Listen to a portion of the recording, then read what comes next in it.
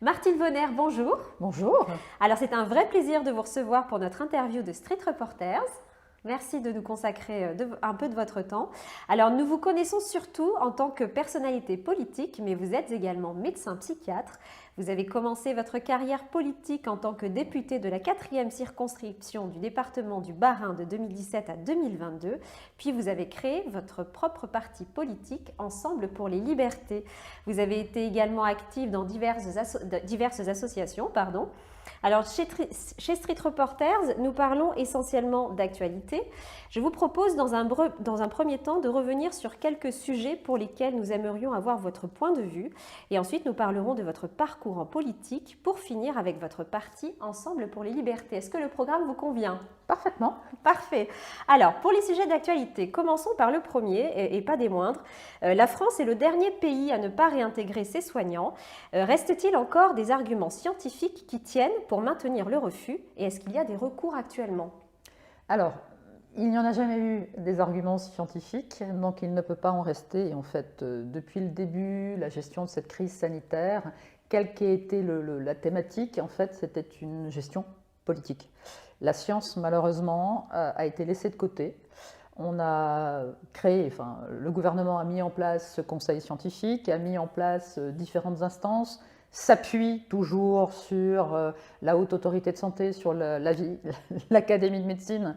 Je vais essayer d'être très respectueuse de mes pairs de l'Académie de médecine, mais malheureusement, encore la semaine dernière, le dernier avis qu'ils ont produit pour dire qu'il ne faut surtout pas réintégrer les soignants est profondément choquant parce qu'il n'y a aucune étude qui démontre aujourd'hui, malheureusement, on aurait voulu que cette injection soit efficace, mais malheureusement elle ne l'est pas. On sait que le tous vaccinés, tous protégés est totalement un slogan fallacieux. Ça a été prouvé par la directrice adjointe qui a été auditionnée au Parlement européen, de Pfizer, la directrice adjointe de Pfizer, et qui l'a dit très clairement que de toute façon le vaccin n'avait pas été testé sur la transmission. Donc tout le narratif, tout ce qui a été construit autour de cette injection est faux. Donc ce qui est profondément choquant, c'est que la France reste le dernier pays au monde à ne pas avoir réintégré.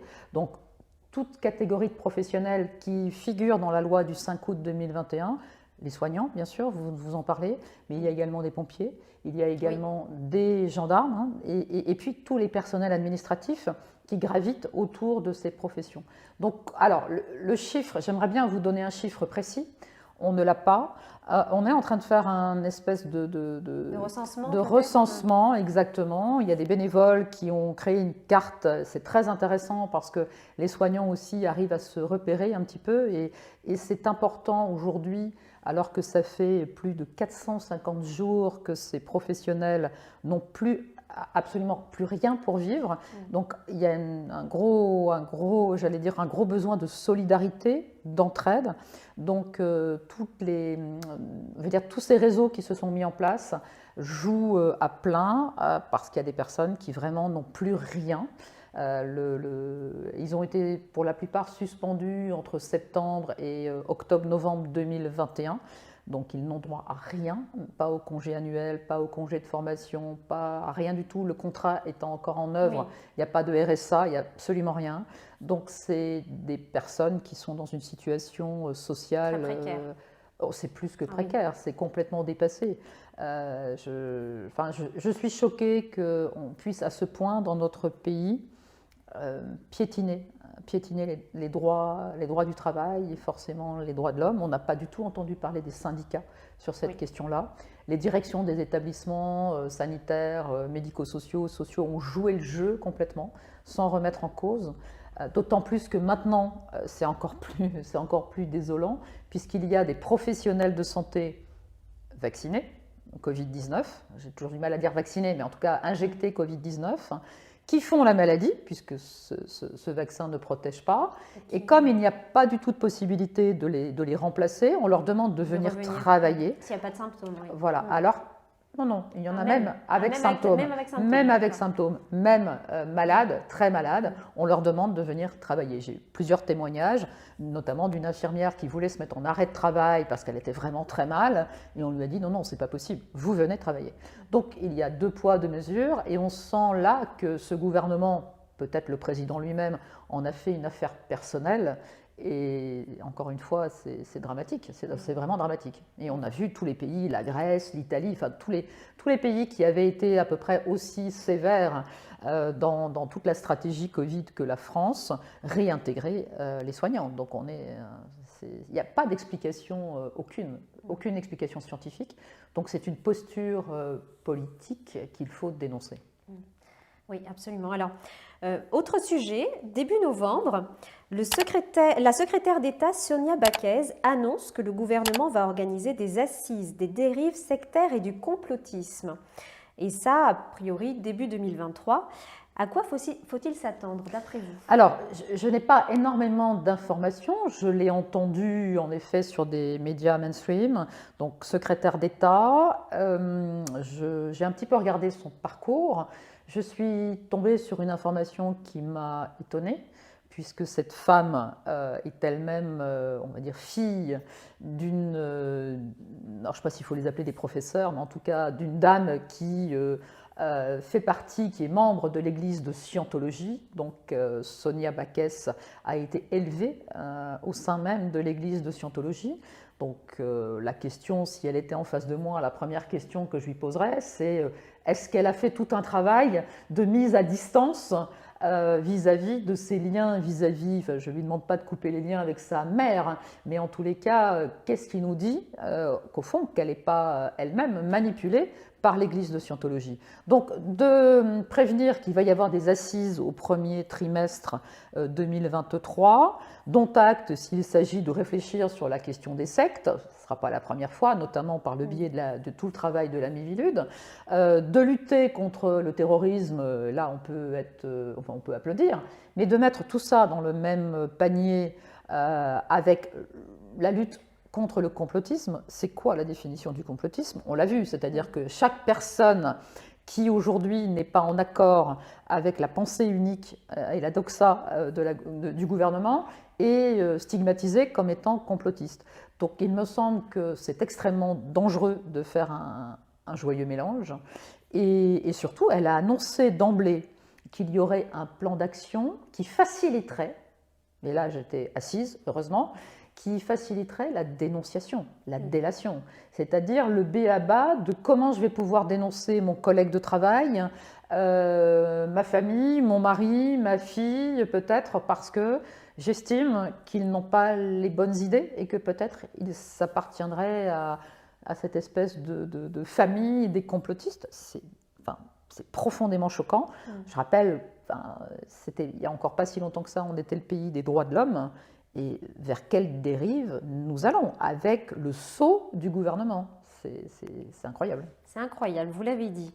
Alors, il y a une grosse polémique actuellement. On passe de Sonia Baquez avec les fact-checkers. Alors, on en entend beaucoup parler en ce moment. Vous faites partie de leur cible, hein, on peut le dire. D'où sortent-ils et pourquoi leur donne-t-on autant de légitimité? Alors, il me semble avoir compris, j'ai un peu été... alors, je ne veux jamais me positionner comme victime, jamais.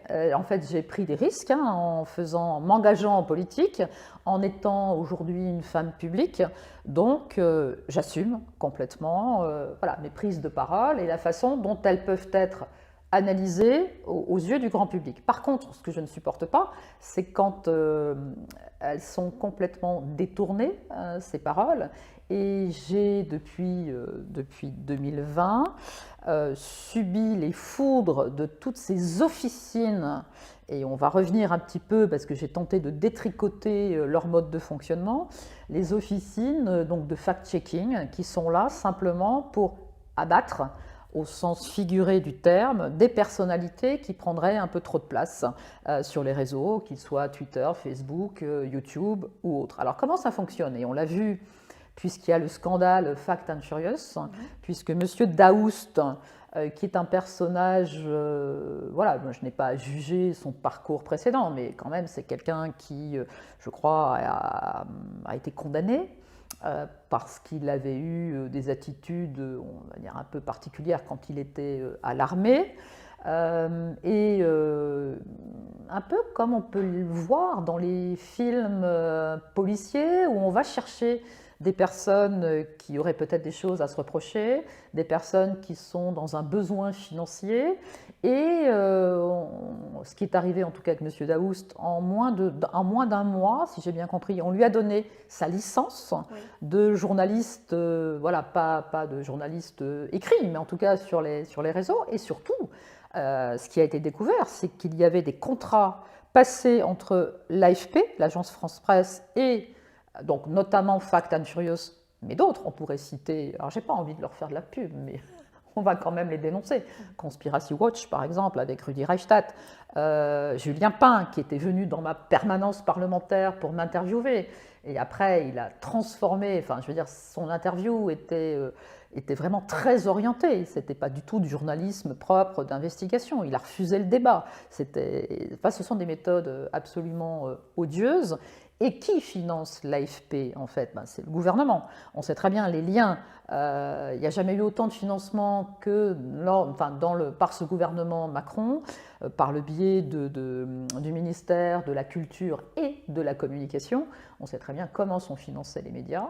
Et ce lien, en fait, très clairement, l'AFP donne, j'imagine, une liste de personnalités à malmener sur les réseaux, donc à stigmatiser. Moi, je veux dire, voilà, quand on reprend, quand on tape sur Google mon nom, on tombe sur des choses. Enfin voilà, moi je ne me reconnais pas au travers de ce qui est dit, notamment quand on me dit que je suis d'extrême droite. Enfin, je veux dire, c'est tellement un non-sens. Quand on regarde mon parcours professionnel, quand on regarde les sujets pour lesquels je me suis battue à l'Assemblée nationale, ça ne tient pas la route une seule seconde. Donc ces officines sont rémunérées vraiment pour faire passer certaines personnes, je ne veux pas dire pour des fous furieux, mais quasiment. Et alors j'ai fait un exercice un peu assez simple. J'ai tapé mon nom et j'ai tapé différentes officines et j'ai vu avec surprise que j'arrivais très largement devant Didier Raoult, donc en tête de liste, à 20 points au-delà, enfin en tout premier. C'est Martine Vonner qui arrive en premier, je m'en serais bien passée de ce score. Ensuite, il y a Didier Raoult, ensuite il y a le professeur Perron, et ensuite il y a Alexandra Orion-Caude. Voilà, donc différentes personnalités, mais il y a un écart absolument incroyable. Et j'arrive vraiment tout en haut. Alors, est-ce que c'est parce que je suis en plus... Je ne vais pas faire du féminisme à deux balles, mais est-ce que c'est parce qu'en plus je suis une femme qui est osée dire des choses à l'Assemblée nationale? Peut-être, je ne sais pas, mais en tout cas, c'est odieux comme méthode. C'est vraiment odieux. Oui, ça on peut le dire. Alors, autre sujet.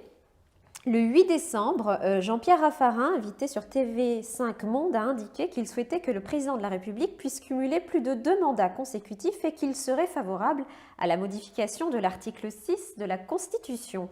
Est-ce que vous pensez que cela pourrait être envisageable? Moi, je pense que aujourd'hui, malheureusement, voyant comment dysfonctionne ce gouvernement, tout est envisageable. On voit qu'il n'y a plus réellement, enfin je l'avais déjà vécu pendant mon mandat, l'inutilité du travail parlementaire, mais je n'avais pas subi toute cette série de 49.3. Là, on voit comment fonctionne Elisabeth Borne et elle passe tout par le biais du 49.3. C'est possible dans notre Constitution. Mais c'est un affront au peuple français. Au-delà d'enfoncer le clou et de dire que le Parlement ne sert plus à rien, là, très clairement, on ne respecte plus le peuple. Et ça serait, j'allais dire, peut-être le point sur le i de la brutalité qu'on fait vivre au peuple français, que de permettre à Emmanuel Macron de briguer un 3e mandat. Et pourquoi? Parce que c'était dans le projet initial 2017, dans le projet présidentiel que j'avais eu, et on en parlera tout à l'heure, beaucoup de plaisir à défendre, il était question justement de faire de la politique autrement, et il était question de limiter les mandats. Donc s'il a déjà oublié tout cela, c'était notamment un élément qui avait permis de donner la confiance vis-à-vis des électeurs, mais c'est profondément choquant. Mais on sent là que le système est tel que le travail commencé, je vais oser dire, de destruction de la France, très clairement, il n'est pas encore complètement abouti. Donc peut-être qu'il imagine qu'il lui faudrait un mandat supplémentaire. Alors non seulement il y a la possibilité du troisième mandat, mais même de passer de 5 ans à 7 ans. Oui, il en avait été question. Donc, bon, ça me choquerait profondément, mais ça ne m'étonnerait pas que ça soit une piste envisagée. Bon. Affaire à suivre donc. Alors maintenant, je vous propose de parler un peu de vous. Vous avez été suspendu 1 an par l'Ordre des médecins récemment. Avec un peu de recul, quel est votre sentiment aujourd'hui? Alors, que c'est une sanction extrêmement lourde et qui ne devrait pas exister, puisque pendant les 5 ans de ce mandat, je me suis toujours exprimée comme parlementaire, comme député. Alors, j'aime bien rappeler que normalement, un député, comme les sénateurs, nous avons l'immunité parlementaire et qu'au fond, ça ne regarde presque personne que dans mon métier et dans ma vie privée, je sois médecin, puisque, bien sûr, au sein de l'hémicycle, c'était la députée qui parlait, mais dans l'espace public, dans les manifestations, dans les prises de parole, j'avais toujours mon écharpe. Je n'avais quasiment plus d'activité médicale puisque j'avais que 3 heures par semaine d'activité de coordination dans une structure. Donc, je rappelle que... alors, j'aime toujours rappeler à tous les interviews que je n'ai ni lien d'intérêt, ni conflit d'intérêt avec qui que ce soit. Donc déjà, voilà, c'est clair. Qu'en plus, c'était une activité. Je n'ai jamais eu de cabinet. Moi, je n'ai pas de clientèle, de patientèle. Je n'en avais pas. Donc, je travaillais comme psychiatre coordonnateur salarié. Donc, c'était quasiment du bénévolat au sein de cette association. Donc, en effet, et encore une fois, bon, les résidents, puisque c'est une structure médico-sociale, je m'occupais de personnes très lourdement handicapées. Ces résidents, je ne m'occupais pas du tout de la partie somatique.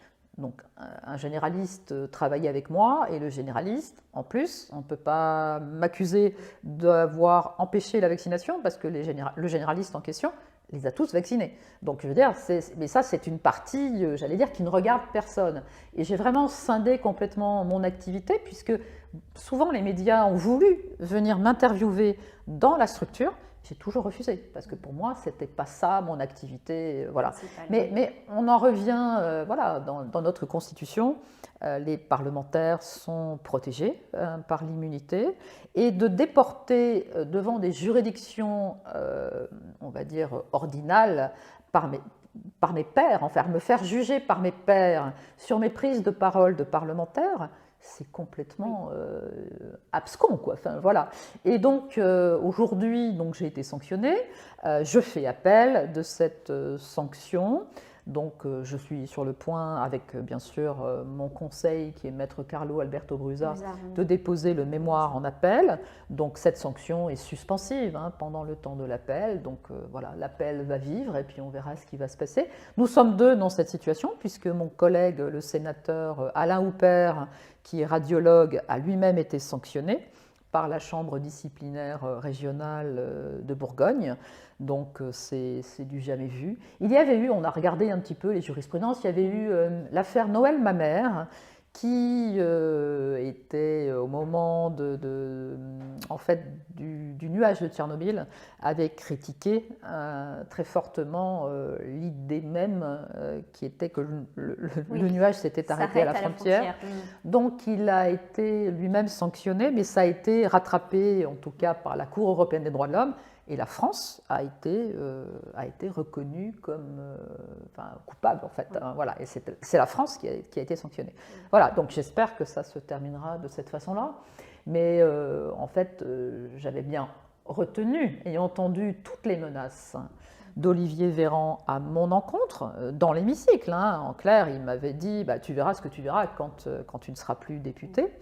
Et je pense qu'il a passer sa menace à exécution, voilà, c'est le cas de le dire. Et Peut-être que même que cette sanction de 1 an, à mon avis, ça n'a pas dû lui faire plaisir. Je pense qu'il s'attendait à beaucoup plus. Ah oui, d'accord. Bon, en tout cas, vous avez fait appel et l'affaire est toujours, elle suit son cours. Tout Voilà. à fait, tout à fait. Très bien. Alors maintenant, je vous propose de parler de votre parcours politique.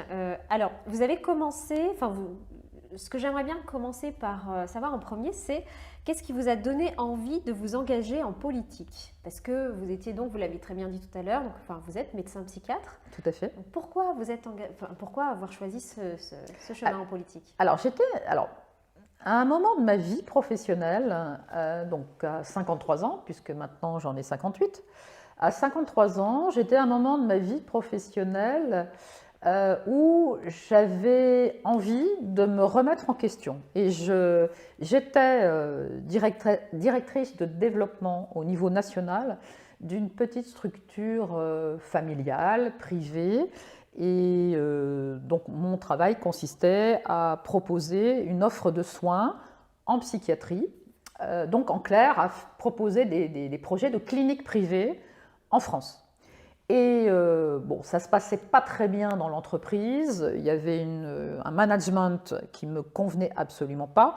Moi, je faisais partie du comité exécutif et je me suis beaucoup opposée à la direction, etc. Et donc j'étais dans un moment professionnel où je savais que j'allais quitter cette entreprise et par un hasard tout à fait incroyable, mais mon chemin a croisé le chemin d'une dame qui elle-même s'était lancée en politique en avril 2016, au moment de la Grande Marche, puisque Macron a lancé la Grande Marche à Strasbourg. Alors moi, je ne m'intéressais pas du tout en 2016 à la politique. Et par contre, cette dame qui est devenue ma directrice de campagne et qui a travaillé avec moi les 4 premières années du mandat, en fait, était préventeur en risques psychosociaux en entreprise. Et nos chemins s'étaient croisés et j'avais discuté avec elle justement de la souffrance au travail, parce que dans l'entreprise où j'étais, il y avait une énorme souffrance. Et un jour, elle me dit, mais voilà, envoyez donc votre CV à La République En Marche, parce que vous avez un très joli parcours. C'est vrai que j'ai toujours aimé me remettre en question dans ma vie professionnelle, et dans ma vie tout court d'ailleurs, assez régulièrement. Et j'avais travaillé d'abord à l'hôpital public, ensuite j'avais travaillé pour, on va dire, les émanations du ministère de la Santé, puisque je travaillais avant les agences régionales de santé, mais les agences régionales d'hospitalisation, donc sur le territoire alsacien et lorrain. Ensuite, SAMU aussi, je crois, non? Pardon? Vous êtes passé par le SAMU aussi, je crois? Alors, je suis passée par le SAMU social. SAMU social de Paris. Donc, en effet, Xavier Emmanuelli, quand il a démissionné du SAMU social de Paris, m'a téléphoné et est venu me chercher en me disant mais ça serait bien, je te verrais bien à ma place. Donc lui par contre dirigeait tout, moi je n'ai pris que la direction médicale du SAMU social de Paris, mais ça a été en effet une aventure humaine absolument incroyable puisque le challenge c'était de piloter en fait la médicalisation des structures d'urgence dans Paris et de m'occuper on va dire de l'accompagnement soins des 30 000 personnes, soit SDF, soit personnes en situation irrégulière dans les hôtels sociaux, etc., dans Paris. Donc ça a été vraiment un parcours oui, très, très, très varié. Et donc je me suis lancée un peu sans savoir vraiment ce qui m'attendait. Bon, je pense que si j'avais su, j'y serais quand même allée. mais vraiment, j'avais beaucoup fréquenté des élus, parce que justement pour créer des structures de soins dans des petites communes ou dans des villes, il faut faire accepter dans la tête d'un élu local qu'on va ouvrir une clinique psychiatrie. C'est toujours le fou continue à faire peur, malheureusement, dans notre pays. Et j'avais participé à des tas de conseils municipaux. Voilà, je m'étais frottée à la politique. Mais moi-même, ça m'était jamais... En fait, je n'avais jamais pensé m'engager moi-même. Et il y a eu voilà, toute cette circonstance très hasardeuse. Et après, quand je me suis plongée avec ma naïveté dans le projet présidentiel de 2017, en fait, c'était mon ADN. C'est-à-dire, j'avais bossé dans le privé, j'avais bossé aussi avec la très grande précarité, de dire qu'il faut une économie forte, qu'il faut réindustrialiser le pays, qu'il faut avoir les reins solides pour pouvoir continuer à accompagner socialement toutes ces personnes vulnérables, etc., ben en fait, ça me convenait complètement. Et donc, je n'ai pas du tout eu de mal à m'approprier le premier projet Macron. On s'est aperçu maintenant, on le sait avec le recul, que ce n'était que de la communication ficelée par McKinsey, et que c'est McKinsey qui a lancé de façon remarquable, par des techniques de com, Emmanuel Macron. Oui. Et on l'a su il n'y a pas longtemps d'ailleurs, il y a un article qui est sorti. Voilà, on l'a su il n'y a pas longtemps, oui. Et on comprend mieux maintenant pourquoi il y a eu ce retour, enfin ce renvoi d'ascenseur du gouvernement vers cette société privée américaine, parce que voilà, il fallait pouvoir leur faire bénéficier. Oui, un gros coup, parce que quand même ça s'est joué à plusieurs millions d'euros sur tous les sujets, y compris comment faire des économies et comment enlever 5 euros d'aide au logement. Et ça a coûté X millions parce que c'est McKinsey qui a pondu ça, quoi. Donc c'est complètement aberrant. Voilà. Mais cette com, moi je pensais qu'il y avait vraiment, que ce n'était pas que de la communication, qu'il y avait un vrai projet, mais de l'intérieur, puisque donc j'ai été élue parlementaire en 2017, mais je me suis très très vite aperçue fin 2017, début 2018, qu'on n'allait pas du tout, qu'on n'allait pas du tout mettre en place des lois qui valorisaient le projet présidentiel, mais qu'au contraire, on prenait un chemin complètement différent. Et ça, c'était très, très révoltant pour moi. Ça, vous l'avez constaté quasiment dans l'année qui a suivi Tout à fait. votre... oui. Il y a eu les Gilets jaunes, et c'est vraiment, alors pour moi, ça a été très clair, que comme Emmanuel Macron a balayé d'un revers de main la problématique des Gilets jaunes, alors après, il y a eu ce grand rattrapage avec le grand débat, mais c'était là aussi que de la communication. Il n'y a jamais eu prise en compte des cahiers de doléances, de ce qui avait été dit dans les grands débats, etc. La réalité de terrain, on était quand même quelques parlementaires de la majorité à avoir été rencontrer les Gilets jaunes, à avoir dit au président, voilà ce qui se passe en France. Et voilà, il n'a pas du tout voulu en tenir compte. Et on sait comment le mouvement des Gilets jaunes a été... il y a eu cette loi anti-casseurs. Enfin, ils ont été déconsidérés. Et surtout de voter l'utilisation des LBD 40, moi j'ai pas pu, j'ai voté contre. Donc c'était... Alors justement, donc vous avez commencé à voter contre, on va dire, les décisions prises par la majorité. Quel a été pour vous l'élément déclencheur de votre départ ? Ah bah très clairement, moi en tout cas j'ai quitté La République En Marche le jour où le groupe politique à l'Assemblée nationale m'a exclu du groupe politique. C'est-à-dire qu'il y a eu, alors c'était épique, c'était au moment, donc là on est en avril, fin avril 2020, donc la France est complètement confinée, il y a un confinement strict généralisé, donc même nous les parlementaires, on n'a plus le droit de nous rendre à l'Assemblée nationale. Et j'ai été convoquée par visio, par le comité exécutif, il porte bien son nom, de La République En Marche. Et il y avait Gilles Legendre qui présidait le groupe politique à l'époque, et il y avait une quarantaine de députés. Donc il y a eu une énorme réunion que j'avais très bien préparée parce que j'avais repris la charte de La République En Marche, le règlement, etc. Et je savais qu'avoir voté, en fait j'ai été la seule sur 577 députés à avoir voté contre le déconfinement. Alors j'explique juste parce que ça a pu paraître bizarre, j'étais contre le confinement. Alors pourquoi voter contre le déconfinement ? Parce que je n'arrêtais pas de dire, mais vous ne prenez pas en compte la possibilité pour les médecins de terrain de soigner les personnes ayant le Covid. Donc tout le monde a été confiné, les uns et les autres se sont contaminés.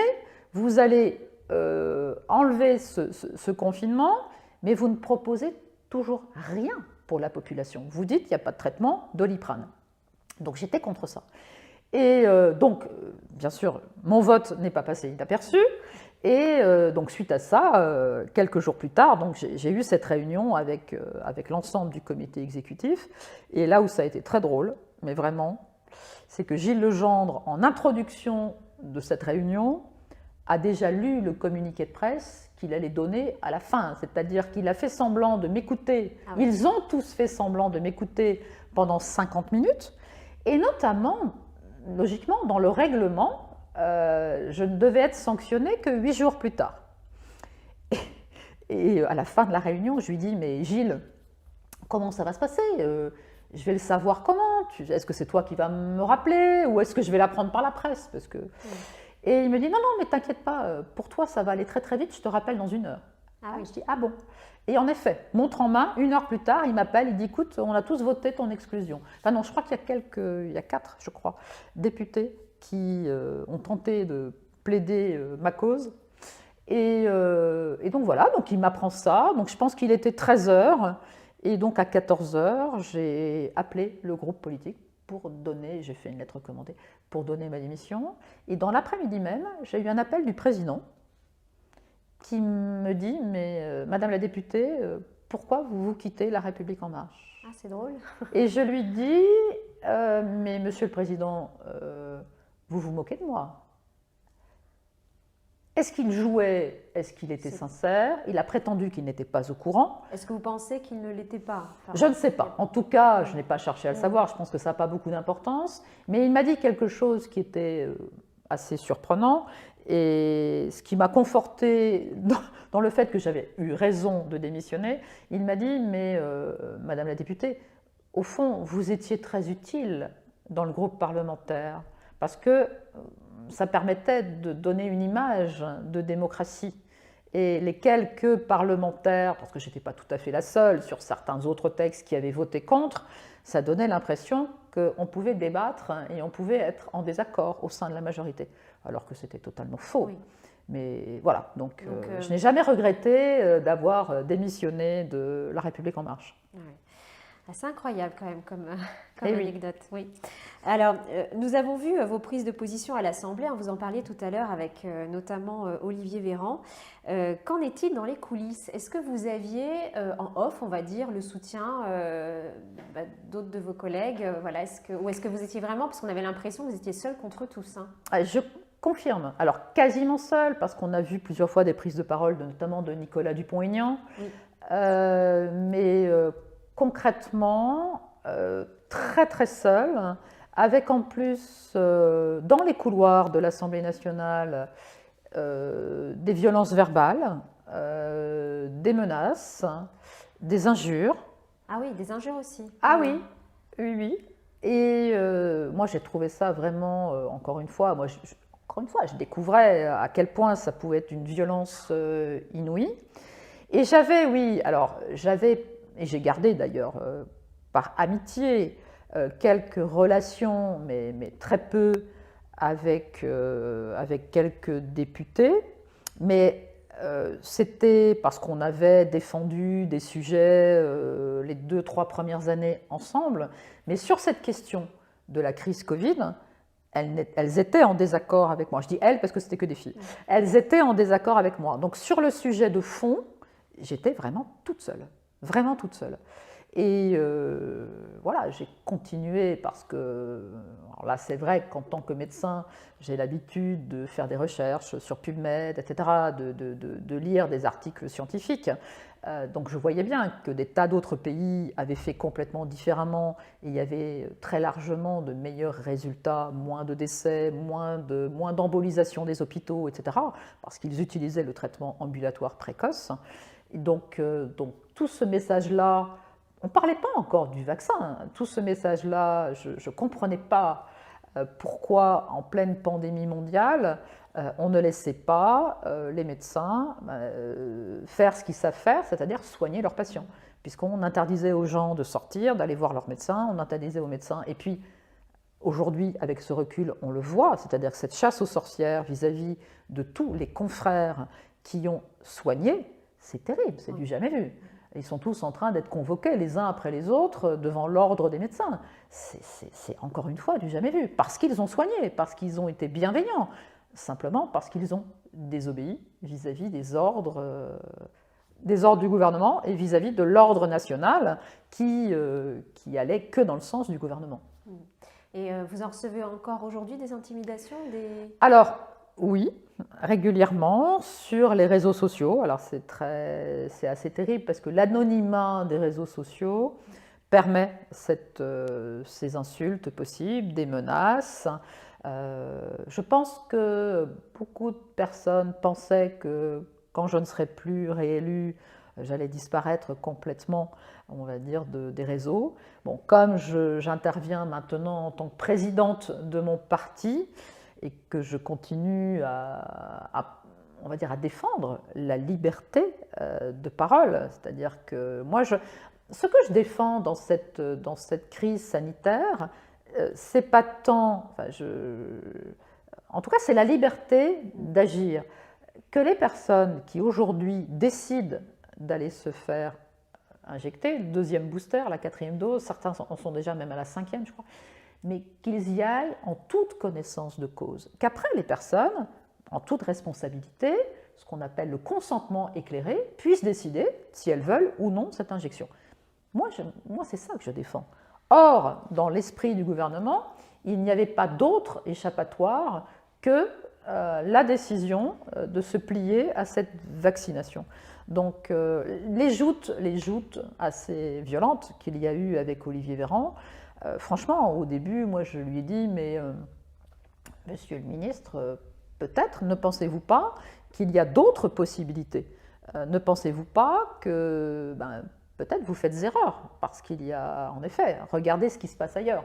Il suffisait que je dise ça pour être insulté. J'ai en tête d'ailleurs une petite anecdote avec le VAERS, oui. Qui c'était quand même assez cocasse comme situation. En fait, je me suis aperçue qu'il ne savait pas ce que c'était. Qu'il pensait que c'était encore une énième étude bidon sur laquelle je me reposais, alors qu'il ne savait pas que c'était l'équivalent de notre ANSM aux États-Unis ou de Dravigilance pour l'Europe. Oui. C'est incroyable que le ministre ne sache pas. Enfin, c'est... Incroyable. Alors tout à l'heure, vous parliez de votre parti Ensemble pour les libertés. Je voudrais revenir un petit peu en arrière. Sous la République en marche, en 2017, lorsque vous êtes présenté aux élections législatives, vous aviez fait à peu près 56% des voix. Et donc 5 ans après, vous vous êtes présenté sous votre propre parti Ensemble pour les libertés et vous êtes sorti à 5,38% des voix. Vous avez été très peu médiatisé pendant ce parcours. Votre parti politique est tout jeune aussi, vous le lancez. Peut-on avoir une chance de se faire une place dans le paysage politique français à côté des gros partis traditionnels surmédiatisés avec des fonds conséquents? Et est-ce qu'il n'y a pas là un problème démocratique? Vous mettez le doigt sur une problématique réelle. Les citoyens ne savent pas comment sont financés en France les partis politiques. Et on est quasiment, je crois, le seul pays au monde où en fait les partis politiques ne reçoivent de l'argent de l'État que par rapport au nombre de votes qu'ils ont eu. Donc ils sont liés complètement aux électeurs. Mais c'est un système anthropique qui se nourrit lui-même. Pourquoi? Parce que les citoyens, par facilité, par peut-être désintérêt de la politique politicienne, ne s'intéressent pas vraiment au programme des candidats aux législatives. D'ailleurs, petite parenthèse, quand j'étais sur le terrain, je me suis très vite rendu compte que beaucoup, les législatives, ils ne savaient pas forcément ce que c'était, ils ne savaient pas forcément quel était le rôle du député, ils ne savaient pas, souvent on m'a dit ah mais vous êtes maire, vous allez vous représenter comme maire. Je dis non, mais vous savez, le Parlement, la construction de la loi, donc tout ça c'est encore assez abscon pour une grande partie de la population, mais surtout, en effet, je l'ai vu le jour du vote, les gens étaient devant les panneaux, moi je passais un petit peu, j'ai flâné de bureau en bureau, et en fait les gens ils y allaient. Alors, deux catégories de personnes, soit des personnes qui ont décidé de ne plus jamais aller voter, donc le premier vote ça a quand même été l'abstention, donc ça c'est quand même énorme, on avait vu l'abstention aux présidentielles et on l'a vu aux législatives, et après en effet la facilité, c'est ce qu'on a entendu en permanence, qu'on a vu à la télé, qu'on entend à la radio, c'est les gros partis. Donc ça va de, on a vu France Insoumise, toute la NUP, le parti de Rassemblement National, et puis le parti de Macron, et puis toutes voilà, Renaissance, plus Horizon, plus, etc. Enfin, voilà. Et donc les petits partis, mais moi j'ai eu beau, pourtant j'étais accompagnée par énormément de bénévoles, on a fait un travail de terrain, moi j'ai fait 18 réunions publiques, donc un énorme travail de réunions, j'avais commencé assez tôt ma campagne, mais elle n'a pas porté ses fruits, parce que, alors déjà, la presse avait très largement sali mon image, me faisant passer pour dingue, hein, enfin très clairement. On va parler de la presse quotidienne régionale, donc les dernières nouvelles d'Alsace, ou l'Alsace, ou les Républicains lorrains, avait même titré, je me souviens d'une prise de parole en 2021, où j'avais osé dire un jour en manifestation, aller envahir les permanences parlementaires.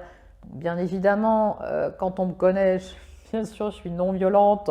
L'idée n'était pas d'aller faire pression sur les parlementaires ou d'aller leur faire peur, non, c'était de dialoguer à plusieurs avec les parlementaires. Parce que souvent, les citoyens me disaient « Oui, mais vous, on peut vous parler, mais vous savez, les autres députés, ils ne sont pas sympas, on ne sait pas comment les aborder, etc. » J'avais dit « Mais allez-y à plusieurs. » Et alors, je me souviens de cet épisode quand même qui m'a profondément marqué. Dans un article parlant de moi dans les dernières nouvelles d'Alsace, il était dit « La députée Martine Bonner en appelle au meurtre. » Ah oui, donc ça avait voilà été, comment ça avait été traduit dans la presse. Ce qui, à la base, pour vous, était une démarche de dialogue. Voilà, ah ben moi, c'était un dialogue. Allez donc bien sûr, dialoguer. Et aller dialoguer avec, Oui. avec les collègues Oui. parlementaires. Et donc, enfin, c'était... voilà, donc ce jeu... C'est plus que de la sape, hein, ce jeu de destruction de mon image, de vouloir me faire passer, encore une fois, hein, pour quelqu'un d'extrême droite, alors que tant que j'étais dans la majorité, et jusqu'en 2019, je me souviens, il y a eu un article dans Le Monde, dans Libé, etc., j'étais plutôt considérée comme l'aile sociale de gauche de la République En Marche. Donc là, de basculer de la gauche à la droite, j'ai toujours expliqué aux journalistes qu'il y a le milieu, il y a le chemin au centre, et j'ai toujours défendu des idées au centre avec des valeurs qu'on pourrait qualifier des valeurs, je ne sais pas quoi, chrétiennes, plus peut-être ancrées de droite ou de la droite centriste, mais surtout pas d'extrême droite. Je vois. Alors, du coup, maintenant, on va parler de votre parti, donc Ensemble pour les libertés. Vous avez indiqué qu'il s'agit là d'un rassemblement citoyen, loin de la politique politicienne. Pouvez-vous nous présenter votre projet politique ? Alors, en effet, ça a pu paraître extrêmement drôle ou curieux que je crée mon parti politique, puisque je n'ai eu de cesse de dénoncer le fonctionnement des groupes politiques et des gros partis politiques.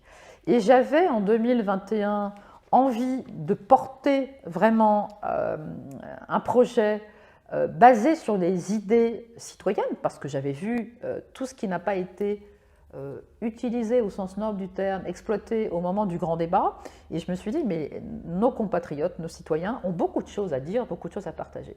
Et donc j'ai voulu simplement créer une plateforme citoyenne, une association. Et je me suis confrontée, là encore une fois, à la dure réalité, c'est-à-dire qu'on m'a dit, mais non, Madame la députée, votre association ne peut avoir un statut juridique de parti politique. Donc, ça ne m'a pas découragée, je dis donc tact, j'expliquerai pourquoi Ensemble pour les libertés, donc la lutte pour toutes les libertés. On a commencé par le Covid et la gestion de la crise sanitaire, mais aujourd'hui, on a mis en place des groupes de travail qui travaillent sur, et on a vu à quel point la juxtaposition de ces lois liberticides ont complètement grignoté les libertés dans notre pays, que ce soit la liberté d'expression, toute simple, la liberté de manifester, la liberté d'entreprendre. Et on voit aujourd'hui qu'il faut apporter des projets très concrets face à ce que je disais tout à l'heure, la véritable entreprise de destruction de la France, destruction économique, destruction de notre école, destruction de tout le service public. L'hôpital public C'est un domaine que je connais bien, mais il n'y a plus rien qui fonctionne. Aujourd'hui, si vous avez un besoin d'accéder aux soins dans certains territoires de France, ce n'est plus possible. Si vous arrivez aux urgences, on a vu des cas catastrophiques, des personnes qui sont décédées aux urgences après avoir attendu des heures et des heures sur des brancards. Plusieurs jours sans manger. Voilà, c'est juste hallucinant. Il y a encore, je sais pas, 4-5 ans, on avait le système de santé que le monde entier nous enviait, avec notre solidarité par le biais de la sécurité sociale. Tout ça est en train de s'effriter. Donc on a mis en place différents groupes de travail. Ce parti est jeune, en effet, il a été créé en septembre 2021. Nous avons des référents régionaux partout en France, on a des référents locaux. On est en train de revoir complètement notre site internet parce que tout ça a été lancé très très vite. Mais j'ai un peu plus de temps en ce moment pour aider à la restructuration en effet du parti. J'en profite pour faire appel. C'est ce que j'allais vous dire justement. Soutenez absolument Ensemble pour les libertés. Vous trouvez ça sur internet, ensemblepourleslibertés.fr. C'est vraiment très important. Je peux comprendre, il y a plein de citoyens qui me disent oui, mais on ne veut pas adhérer à un parti politique. Je comprends complètement. Vous pouvez soutenir sans adhérer, mais sans les citoyens, on ne peut rien faire. C'est ça, donc c'est vraiment important. Qui a envie de s'engager dans votre projet, dans ce rassemblement citoyen, peut avoir un rôle à jouer. Exactement, c'est important. On fourmille de tas d'idées parce que on voit que les actions de type manifestation s'essoufflent et ne mènent, on va dire, plus à rien, si ce n'est que les gens peuvent se retrouver, encore etc. du lien, voilà. Mais aujourd'hui, il faut, dans des échelles très restreintes, sur des territoires de proximité, moi je crois vraiment encore, le seul élu auquel je crois, c'est l'élu local. Parce que dans les communes, dans les villages, ils sont très très proches de leurs concitoyens. Ils peuvent remettre en place des dîners républicains, des débats sur certaines thématiques. Et c'est sur les territoires de proximité qu'on peut décider de faire de la politique autrement. La politique peut être noble, vraiment, mais pas la politique politicienne. Et aujourd'hui, je crois, malheureusement, tous les partis politiques qui sont dans ce que je qualifie le système depuis trop longtemps, ne peuvent plus avoir la confiance des concitoyens. Alors justement, ce sera notre dernière question, Martine Vonner. Que diriez-vous à tous ceux qui pensent que tout est joué d'avance en politique et qui viennent agrandir les rangs des abstentionnistes lors des élections? Est-ce que ce n'est pas justement l'abstentionnisme qui a fait élire Emmanuel Macron précédemment? Alors là, il faudrait qu'on puisse débattre pendant plusieurs heures encore, parce que c'est une question, vous avez raison. Donc, au début, moi, j'étais très en colère vis-à-vis de ceux qui n'allaient pas voter. Parce que j'ai toujours défendu, c'est un droit en France, donc quelque part il y a quelque chose de l'ordre du devoir, de se déplacer pour donner sa voix à quelqu'un. Mais sauf que les personnes qui sont conscientes de tout ce dysfonctionnement, de toutes nos institutions, le dysfonctionnement à tous les niveaux de l'État, les personnes n'ont plus confiance. Donc comment le vote blanc n'est pas pris en considération dans notre pays? Donc se déplacer pour simplement mettre au hasard un bulletin de vote et se dire mais de toute façon advienne que pourra, tous les partis sont les mêmes. Donc aujourd'hui, je donne quasiment raison aux abstentionnistes, mais ils sont là pour nous dire il faut changer les règles du jeu, il faut changer le fonctionnement, il faut interdire le pantouflage, parce que là aujourd'hui, je ne sais pas, les ministres, on le voit bien, ils sont recasés en permanence dans des structures, donc c'est un grand jeu de dupes, ce sont toujours les mêmes qui nous gouvernent. Et puis moi j'ai vu sur certains projets locaux dans mon ex-circonscription ou au niveau national le poids des lobbies. Donc on sait très bien que, au fond, est-ce que ce sont les élus qui gouvernent ou est-ce que ce sont les multinationales? Est-ce que c'est la finance? Est-ce que ce sont les lobbies? Je crois plutôt que la réponse est de ce côté-là. Donc il y a tout un travail à faire de mise à plat de nos institutions. Est-ce qu'il faut que ça passe par un changement de constitution? Pas forcément de toute la constitution, mais peut-être qu'il y a des choses à revoir, en effet, En tout cas, il y a des choses à revoir dans le fonctionnement de la Ve République, c'est sûr. Oui, en tout cas, gros travail pour vous en perspective. Tout à fait. Alors, rappelez-nous, pour pouvoir justement, pour les citoyens qui souhaiteraient s'engager auprès de vous, donc c'est sur le site Ensemble pour les libertés.fr. Donc là, vous pouvez aller déjà regarder nos petits écrits, mais encore une fois, on a besoin de tout le monde pour alimenter et des experts, c'est-à-dire que ça aussi, je fais le lien avec ce que Macron voulait au départ, enfin, ce que McKinsey avait dit, la société civile, mais la société civile, des gens comme moi, non, taisez-vous, parce que vos idées, on s'en fiche. Par contre, là, non, pas chez moi, pas chez Ensemble pour les libertés, c'est toutes vos idées, venez avec vos idées, venez avec votre expertise, votre savoir-faire, ensemble pour les libertés.fr, vous voyez, adhérer, soutenir, renouveler, parce qu'on a quand même déjà quasiment 5000 adhérents dans le parti, donc n'oubliez pas de renouveler votre adhésion, et c'est ensemble, vraiment, tous les citoyens qu'on arrivera à changer la France. Eh bien, écoutez, c'est un beau mot de la fin, je trouve. Merci Martine Vonner de nous avoir accordé cette interview avec Street Reporters. Vraiment, merci pour toutes vos réponses. Et merci à vous pour votre travail, parce que vous faites des interviews à chaque fois passionnantes, et merci beaucoup. Merci, au revoir. Au revoir.